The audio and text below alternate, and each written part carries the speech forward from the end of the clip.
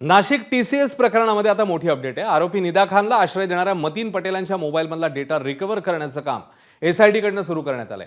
MIM नगरसेवक मतीन पटेलांच्या फोनवरून MIMचे नेते इम्तियाज जलील यांच्यासह इतर राजकीय पदाधिकाऱ्यांसोबत फोनवरून संभाषण झाल्याची माहिती मिळाली।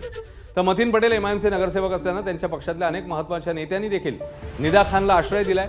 या दरम्यान मतीन पटेलचं फोनवरून संभाषण झाल्याची माहिती उघड झाली आहे। मतीन पटेल पुन्हा उद्या नाशिक पोलिसांसमोर हजर होणार आहेत। याआधी 2 वेळा मतीन पटेलची नाशिक पोलिसांकडून चौकशी झाली। मुख्यमंत्री साहेबांना जेव्हा मी भेटलो त्या टायमाला त्यांनी स्पष्टपणे सांगितलं 66 ह्याच्यामध्ये मी कुणाची गय करणार नाही आणि त्या पद्धतीने पोलिसांनी तपास केलेला आहे। नाशिकचे पोलीस असेल, संभाजीनगरचे पोलीस असेल, सर्व ह्या प्रकरणाच्या मागे आहेत आणि हा प्रकार फक्त नाशिकपुरता मर्यादित नाही, तर संपूर्ण महाराष्ट्रामध्ये जाळं कुठं कुठं आहे ह्याची पाळमुळं उकडायचं काम हे नाशिक पोलीस यंत्रणा करते। म्हणून मला वाटतं आता तपासाला चांगल्या प्रकारे गती आलेली आहे। अनेक आरोपी याच्यामध्ये आता अटकेमध्ये राहतील।